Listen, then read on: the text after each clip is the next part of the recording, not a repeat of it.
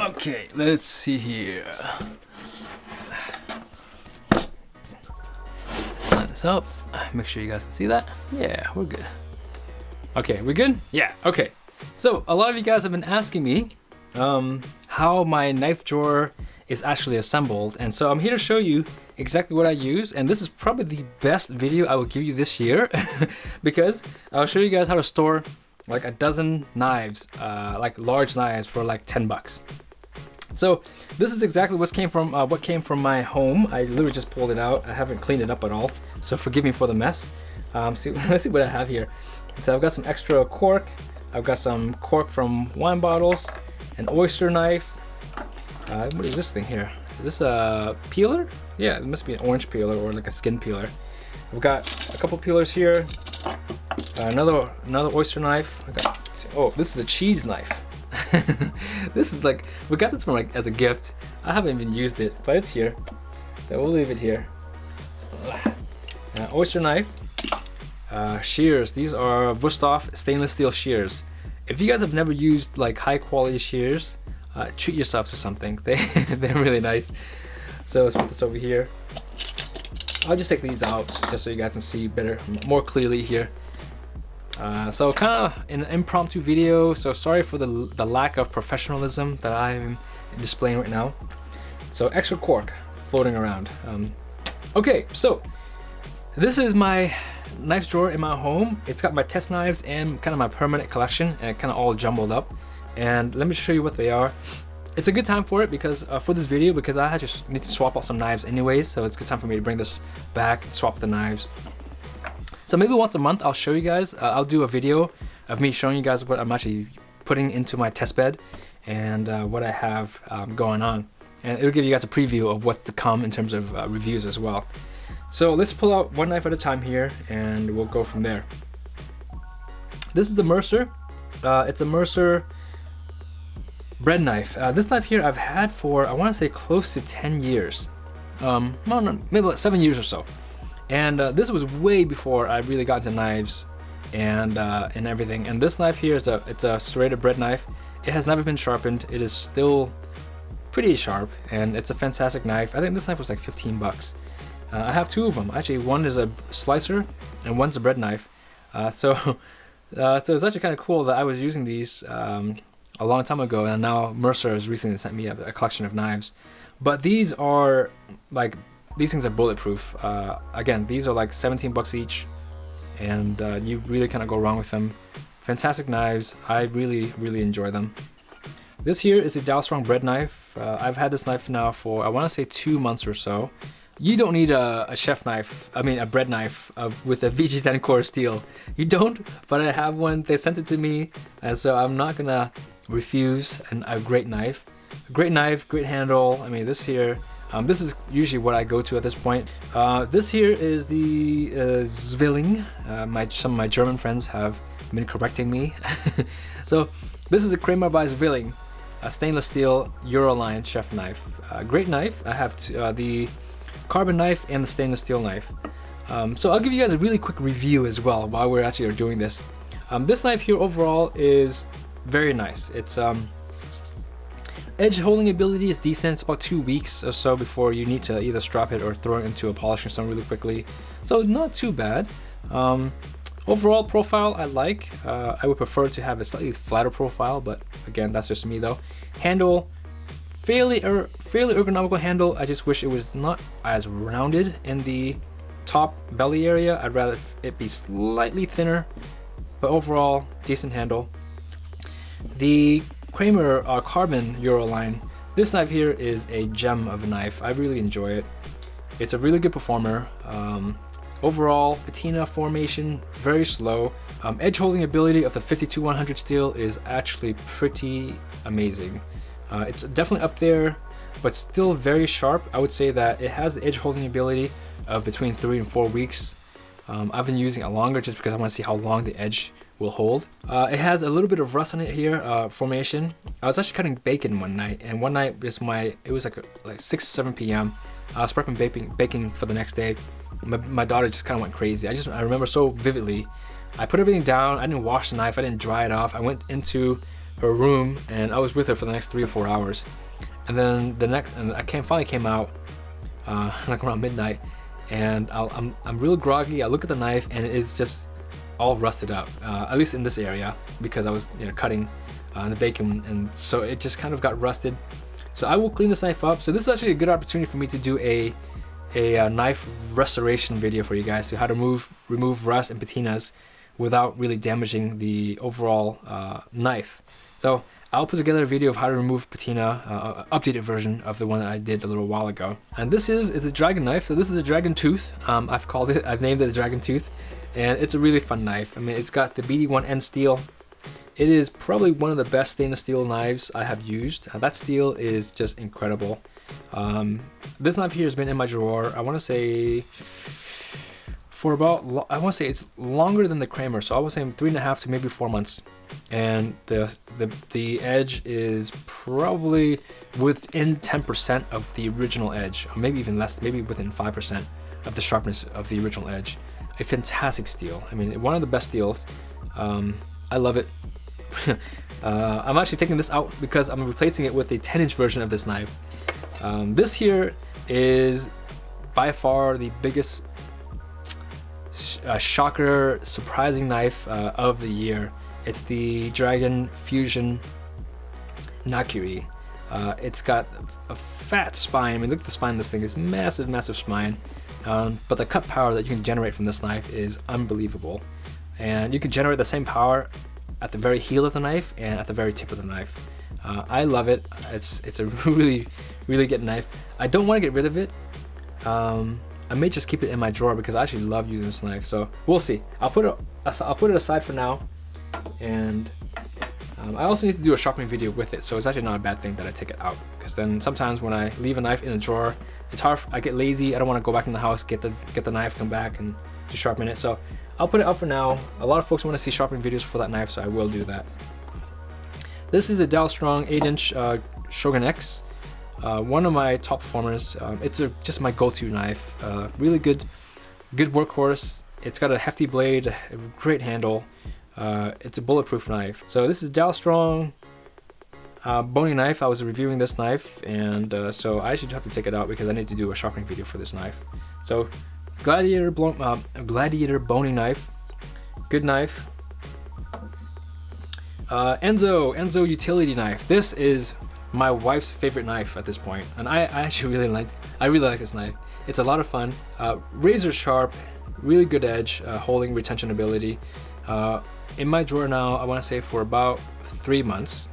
And because you don't use them the same as a chef knife, sometimes I'm holding food, and you also don't chop the way you chop with chef knives and nakiris. So this utility knives tend to hold their edges a lot longer. This knife here does not get sharpened at all. I think that it's probably good for another 3 months before I need to sharpen it. So really great knife, phantom paring knife. This is the knife that my wife loves to use, so I'll have to, if I take it out, I need to replace it with something else. Okay, so now on with the actual video, why I'm showing you guys this video. I use knife drawers because in my home, I have very little counter space, and also because now I have a toddler, a 2-year-old toddler that runs, and she knows how to like drag things, the bench from my living room to pull it into the kitchen, and she knows how to climb onto that thing and like grab everything. So nothing is safe in our home now. Unless we put magnetic strips really high up in the walls, it's hard to protect it from knives. We use a drawer because the drawer, it's high up enough that it's actually pretty hard for her to pull out when she reaches overhead. Did I hit the microphone? Sorry. So yes, so I was just, I was at the store one day and I was like, man, all these knife holders are a lot of money. Knife blocks, they're anywhere from between $40 to $200, but knife blocks are limited in terms of how many chef knives they can store. And for me, being a knife reviewer, I need to have, you can see here, I've got 1, 2, 3, 4, 5 chef knives. Most knife blocks will have a maximum of 4 chef knife slots. 2 of them will be full size and 2 will be like kind of nakiri size or slightly smaller than full chef knives. Back to the story, I was in Bed Bath & Beyond, and I saw this holder that they have. It's got these cork slots, but they're really, really thin cork sheets, and the holder was $60. I said, man, I can make my own. So And I'll make something better even. And so I went home, hopped online, hopped on Amazon, bought these cork sheets. They come in a packet of like 3 or 4 cork sheets, and they cost like $5. So I bought two packets of them, and this is what they are. They come, and so I cut them in two. These are 2x4 square rectangles, and I literally just line up the back of the drawer this way. And these are extras, okay? So what I do is and actually I'll show you guys as I do it, but basically the reason why these are so great is because they can get wet. You can cut them, nothing's gonna get damaged, and it costs $10. You can't go wrong there. I have a piece of wood that's here for the handles to sit on. I put the sheet here. It doesn't really do much.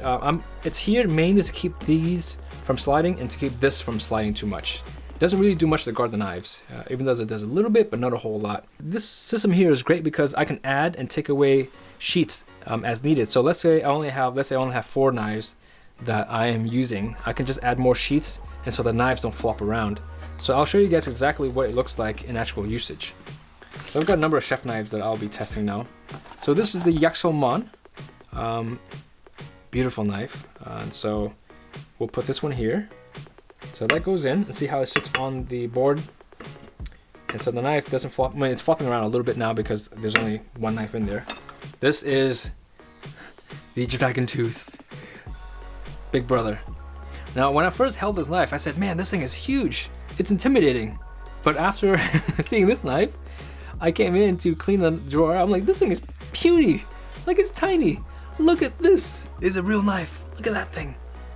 I mean, big difference here. So I'm actually really excited to use this knife here. This will go in, and this is the Dragon Fire. So this is more of a traditional Gyoto profile. So this is gonna definitely be needed in my home. I definitely like my Gyotos. This is a slicer, so I will be using a slicer as well. This is a good time to swap out. I do need a bread knife, so I'll throw either the, no, anyways, those bread knives will probably go back in here anyways. So slicer, I love slicers. Paring knife, so I took out the Phantom, needs to go back in. That's my paring knife. Let's put it over here. Utility knife, I love utility knives. I don't want to take this one out. My wife loves this one, so I'm slightly conflicted right now. I'll do a sharpening video with it, then I'll put it back next week. So I'll put in the utility knife. This is the Sentoku. I don't have a Sentoku in this pile. This was kind of the Sentoku replacement. But I'll put this one in here because my wife will definitely want something for her to use. Okay, so this is the Artisan. I have been wanting to use this knife for some time now. Man, the handle feels so good on this knife. Beautiful, beautiful. I think this is, well, I don't know if it's walnut pack of wood or not, but this cherry pack of wood, I mean, it's just so gorgeous. So anyways, putting this knife in here, I'll just put it right over here.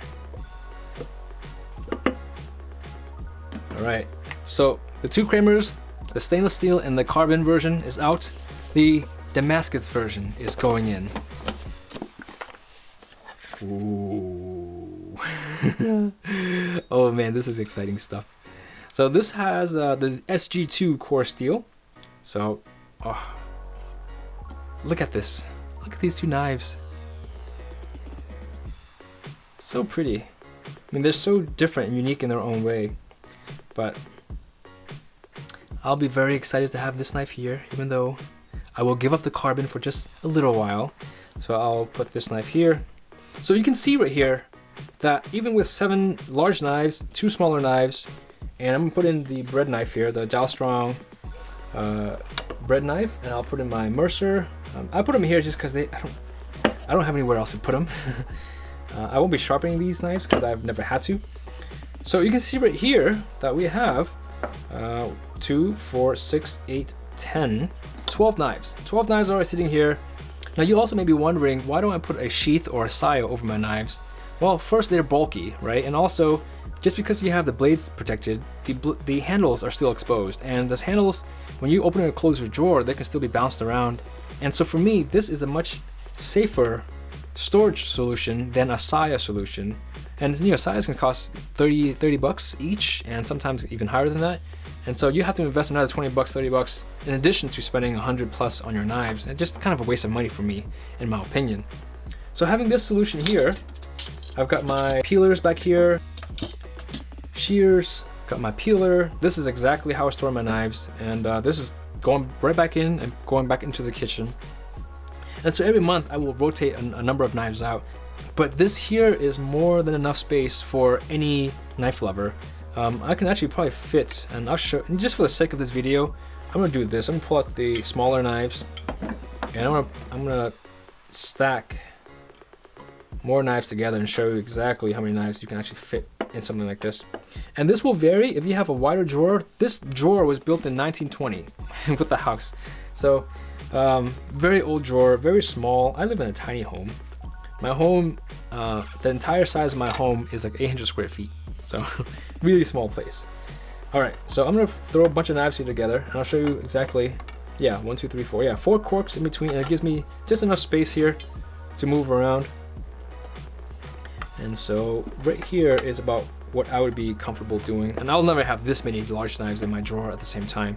But you can see here, we've got 2, 4, 6, 8, 10, 12, 13. I can fit one more if I took this knife out. I can actually fit 14 full-size chef knives in this drawer as it is.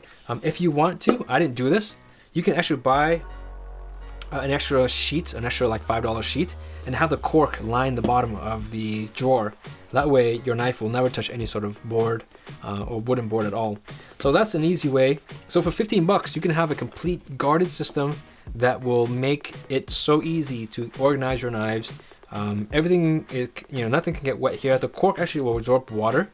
But I think this is the best tip I can give you. This is literally, like, for me, this is one of my favorite things in my home, because I walk into my home and before I cook, I pull up my knife drawer and I got all these great knives sitting here waiting for me to use. So even though I do a lot of product reviews and some of them are very pricey on my channel, I like to go with like what works and what is easy for me to use. And this here to me is one of the best things I have come up with in my home. So I'm very proud of it. So yeah, it's actually really easy. And again guys, 10 bucks will solve all of your knife issues in your home. If you want to use a drawer system like what I have here. So thank you to the subscriber who actually requested for this video to be posted. I don't have the actual name here, but I will have it down here somewhere, and so you guys can see the question. So I want to do one video a week where I answer one or multiple questions. I've done a number of these videos where it's just Ask Ricky. They were like an hour long, an hour and a half long, and I still probably can do those, but what I want to do is just to kind of do it on a weekly basis. Small, short questions that I can answer for you guys that will either make your knife sharpening process easier, your knife maintenance process easier, or storage solution much easier. I want to do it so where it's very easy and very affordable and that anyone can do and anyone can replicate. All right, well, thank you again for being here. We'll catch you in the next video. Cute dragon tooth? Not so cute dragon tooth. Baby dragon tooth. Full-grown dragon tooth. Don't forget the paring knife or the wife will be very upset. And the utility knife. The wife will also be upset if there is no utility knife. All right, back in the house, Mr. Tran. Now, gotta pack you guys away. Gotta find a home for you guys. Okay, all right.